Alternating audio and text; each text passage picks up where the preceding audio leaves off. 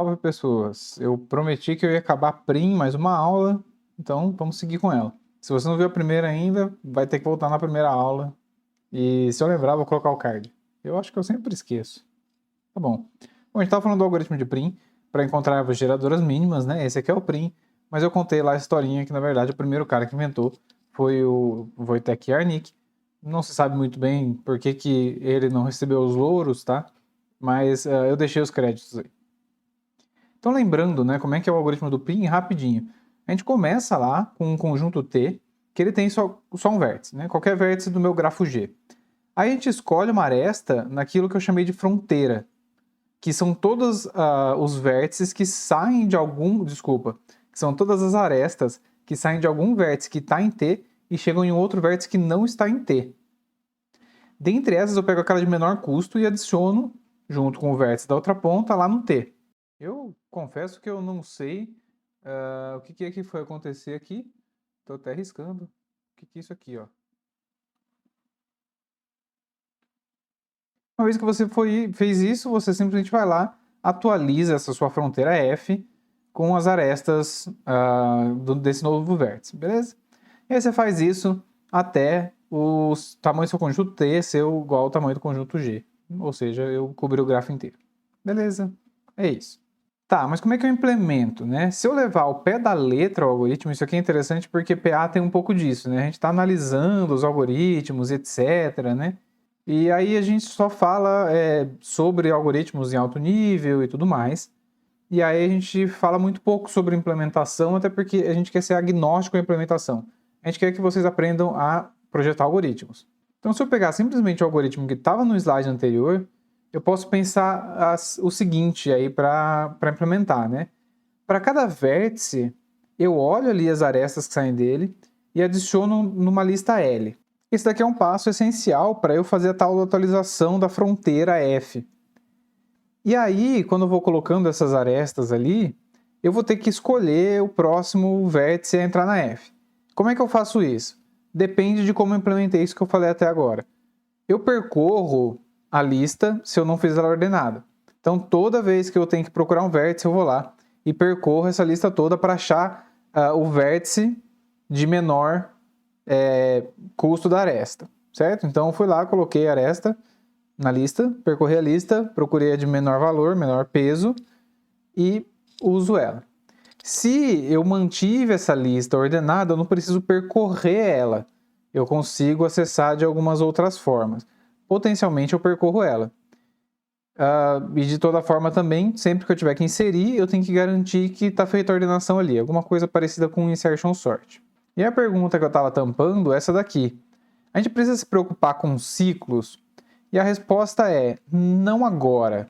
Aqui não, tá? Porque a gente simplesmente vai adicionando as arestas e potencialmente a gente vai pegar uma aresta que faria um ciclo e isso significa que essa aresta não estaria em F. Mas vale mais a pena eu deixar essa aresta ali, pegar ela e olhar se os dois, no caso, né, vértices das duas pontas, já está em T. Se isso for verdade, aí eu ignoro a minha aresta, tá? Do que ficar removendo toda hora. O problema disso é que para cada vértice eu vou ter que percorrer a lista de aresta. Então tá aqui, né? Para cada vértice eu percorro alguma coisa proporcional ao número de arestas, que pode ser o tamanho daquela minha lista lá. Só que como a gente já sabe que o tamanho de E pode chegar perto do tamanho de V, então eu posso escrever que isso aqui é isso aqui. Ou seja, a gente cai num O de V ao cubo. Então a gente está numa complexidade cúbica aí no tamanho do conjunto de vértices. A gente já viu um slide parecido com isso, que a única coisa que mudava é que aqui ao invés de Prim estava escrito Kruskal. E também lá o Adam Sandler estava em outra posição, mas desse mesmo meme aí. O ponto é que não é legal esse cúbico aqui. Se não era legal no Kruskal, não é legal aqui para o Prim também. Então dá para a gente fazer melhor? Vamos ver. Uma alternativa para a gente tentar melhorar isso, em vez de a gente ficar olhando para as arestas, a gente faz um algoritmo que ele é mais focado nos vértices. E aí o algoritmo está aqui. Primeiro preciso fazer uma observação. Esse vetor U que está aí é isso que o Paulo Feofiloff chama de fronteira. O meu F que eu chamo de fronteira, ele chama de franja, tá? Então, se vocês estiverem estudando pelo material do Paulo Feofiloff, fica aí o meu disclaimer, tá? Então vamos lá. Eu pego e deixo um vetor U que contém todos os vértices onde as arestas de F incidem. Ou seja, é um vetor, na verdade eu deixo ele do tamanho ali do conjunto de vértices, e aí cada posição representa um vértice, tá? Mas eu vou estar interessado naquelas posições da ponta das arestas que estão na fronteira que não estão em T. Então, sempre a fronteira tem uma aresta que está em T e uma aresta que não... Desculpa, um vértice que está em T e um vértice que não está em T. Eu estou interessado nesse não em T. Então, eu vou lá e em cada uma dessas posições, né, eu armazeno o nó pai, ou seja, quem foi que me inseriu em T na hora que eu inseri, e aí ele fica fixo por isso, e o peso da menor aresta. Aí é que está o ponto. Eu vou ter um vértice V qualquer, e eu vou ter várias arestas incidindo naquele vértice. Em algum momento, ele vai ser atingido, né, pelo meu algoritmo de prim. Então, eu estou vindo montando o meu T, né, que é aquela minha subárvore, e aí, em algum momento eu chego em um vizinho desse cara, e na hora que eu for atualizar a fronteira, eu vou chegar nesse vértice V. E aí, eu vou colocar o peso dessa aresta lá. Da próxima vez que eu chegar num vizinho, se eu já não escolher esse cara para entrar em T, se eu chegar no outro vizinho e tiver uma outra aresta apontando para V, eu vou olhar para o meu vetor U na posição V e vou ver, é melhor, ou seja, menor, o peso que já estava lá ou o peso dessa nova aresta? Se for o peso dessa nova aresta, eu atualizo o meu peso no vetor U e o vetor de pai passa a ser o vizinho de onde veio esse peso aqui.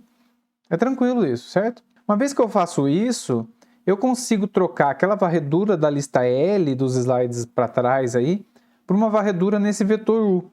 Então, o que eu vou fazer é percorrer o vetor U procurando dos caras que ainda não estão em T, aquele que tem o menor valor. Então, tem um exemplo prático aqui no próximo slide, que é esse aqui. Esse vetor PA é o tal do vetor de paz, e esse vetor preço são os custos, tá? É que o Paulo Feofiloff, que é de quem eu honestamente roubei, tá aqui o link, esse problema aqui, esse exemplo, ele chama o custo de preço. Juntando esses dois caras aqui, ó, dá o que eu chamei de U. Então, o que ele faz, né? Ele começa lá o meu prim no vértice 0. Hoje tá ruim aqui a coisa, né? Ele coloca o vértice 0 lá no T, né? Então, ele começa o prim daqui. E aí, ele olha todos os vizinhos. E vocês podem considerar que isso aqui é infinito, tá? Então, o peso aqui está infinito. E aí, ele olha para todos os vizinhos aqui. Então, no exemplo dele, tá? Se vocês quiserem olhar exatamente o gráfico, vocês podem seguir no link. Mas o 0 tem uma aresta para o 2 com peso 26, uma aresta para o 4 com peso 38, uma aresta para o 6 com peso 58 e para o 7 com peso 16. Tá? Estou deixando isso aqui claro. E aí não tem aresta para o 5, nem aresta para o 3 e também não tem para o 1. E é assim que ele preenche, então, esse vetorzinho aqui, tá? Outra coisa, vocês podem ver que aqui está 0, 0, 0, 0. Sinal que essa aresta de peso 26 é uma aresta que chegou no 2 a partir do vértice 0. E aí, o próximo passo é percorrer esse vetor aqui, ó, e achar aquele cara que está com menor peso, né? O menor valor aqui no vetorzinho preço aqui para o Paulo Feofiloff, que é o 7. Tá? Então, o 7 aqui, ó, por causa da posição. Então, o que eu vou fazer é adicionar o 7 lá no meu T. Uma vez que eu adicionei o 7 no meu T, eu tenho que atualizar a minha fronteira.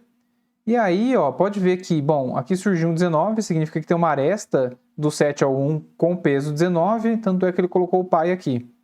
Aqui continuou 26, porque ou tem uma aresta para o 2 com peso maior, ou não existe essa aresta. Assim como não existe essa aresta aqui.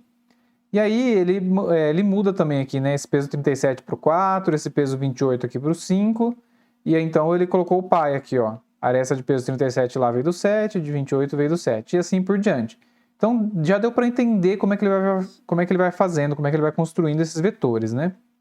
Aqui na próxima iteração, então, tá ficando a coisa em preto, não em cinza, né? Os vértices que já foram para o meu T. Então, esse cara já tinha ido para T, esse cara já foi para T, o próximo que vai para T é o 1, porque era o cara que estava com menor peso aqui, ó, desses todos aqui que estão com cinza, né? E aí o 1 veio aparecer aqui. e assim por diante, tá? Então o que vai acontecer lá no final é que eu consigo saber quem são os pais, né, de cada vértice, ou seja, eu consigo saber quais são as arestas da minha árvore geradora mínima. Então eu tenho uma aresta 0,7, eu tenho uma aresta de 6,2, eu tenho uma aresta 5,7, tenho aresta 4,5 e assim por diante.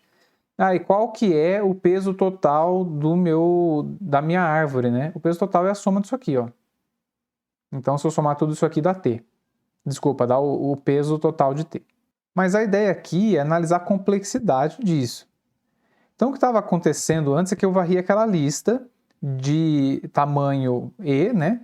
Agora eu estou varrendo um cara de tamanho V. Então é o seguinte, vou ler parte por parte. Para eu verifico cada aresta apenas uma vez. Para cada vértice, eu verifico todas as posições de U. Esse U aqui tem um tamanho lá de número de vértices.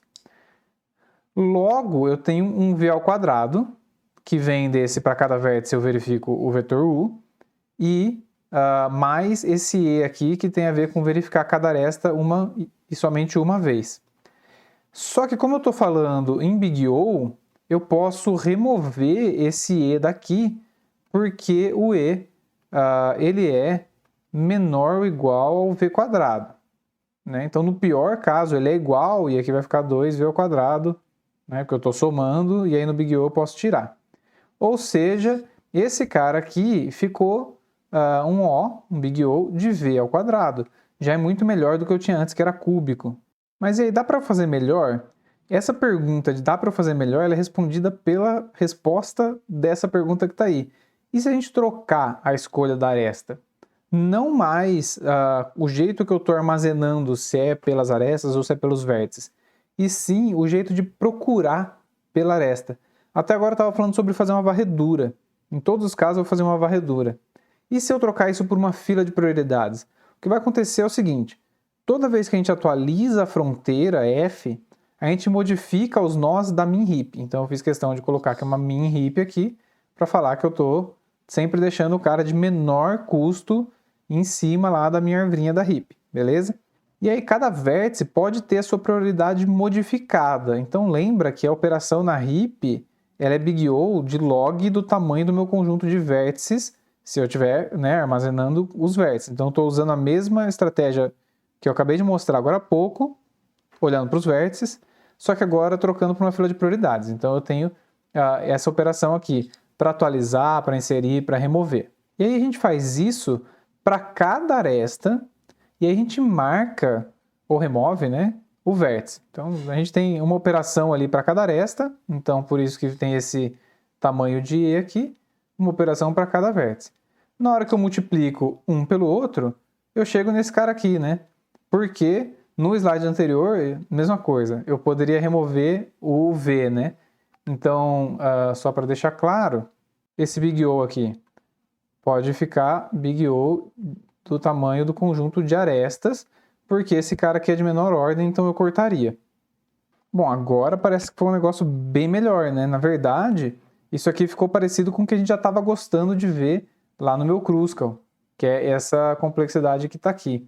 E a pergunta que está ali embaixo é, isso vale para a matriz de adjacência? A resposta vocês já sabem. Como eu tenho que ficar verificando quem são os vizinhos dos meus vértices na hora de construir na minha árvore, a resposta é não. Eu vou ter uma complexidade um pouquinho maior aí. Pensa em casa como é que fica a complexidade. E aí tem uma das grandes batalhas aí que são interessantes da gente olhar em projeto de análise de algoritmos, que é essa pergunta, quem que é melhor? O Prim ou o Kruskal? Quem ganha? A resposta para essa pergunta está naqueles casos específicos, né, que eu falei quando eu falei sobre o Big O, etc., que o Big O é meio que uma coxambração, que tudo bem quando a gente quer comparar os caras cujo Big O dá muito diferente. Mas no caso aqui, a gente está olhando para os caras de ordem parecida, na verdade igual. Então eu mostrei para vocês, quando eu falei sobre o Prim, que essa daqui, agora, né, que essa daqui é a complexidade do Prim. E quando eu falei antes sobre o Kruskal, essa daqui é a complexidade do Kruskal. É igualzinha, na verdade. Só que tem algumas coisas escondidas aqui dentro. Para fazer o Prim, eu escondi alguns... Era um E mais V que virou E. Então, eu escondi esse mais V aqui, de certa forma. Que tá certo para o Big O, tá? Mas ele acaba multiplicando aqui, ó. Então, eu vou ter um mais V log V, tá? Guarda esse cara aqui. Ele é de menor importância, então tá correto esse Big O. Do lado de cá, para chegar nesse cara aqui, ó, eu fiz umas assumptions ali, né, umas suposições em relação ao tamanho de E, para dizer que esses dois caras eram equivalentes. Mas no fundo, na verdade mesmo, tem um negócio desse tipo aqui. Então, é um pouco diferente. Qual que é a resposta aqui? Bom, quem está pesando mais no prim ali no fim das contas é o tamanho do conjunto de vértices. Quem está pesando mais no Kruskal aqui no fim das contas é o tamanho do conjunto de arestas. Então a resposta depende da esparsidade do meu grafo. Para dados muito esparsos, para grafos, desculpa, muito esparsos, vale mais a pena eu investir aqui no Kruskal. Quando o meu grafo ele já é um pouco mais denso, aí vale a pena eu aplicar o meu prim. Na verdade, tem operações que eu preciso construir, isso não vem tanto ao caso, mas está lá, por exemplo, em agrupamento e aprendizado de máquina tem isso, tá? Você constrói árvores geradoras mínimas e depois você desconstrói elas, por motivos, tá? Não importa. Constrói com prim e desconstrói com alguma coisa que é invertido do Kruskal aí, né? De você ir tirando a aresta ao invés de selecionar. Porque você começa no denso e aí depois a operação de desconstruir você está num cara esparso. Então é isso, eu espero que tenha dado para entender algumas peculiaridades de projeto de análise de algoritmos como um todo, nessa sequência de 4 aulas aí sobre a árvore geradora mínima, que elas são bastante importantes também para mostrar algoritmos gulosos, que todos esses dois algoritmos dos 4 vídeos são algoritmos gulosos, e ainda tem mais um algoritmo, pelo menos um algoritmo guloso muito importante em grafos, que vai ficar para a próxima aula. Até lá!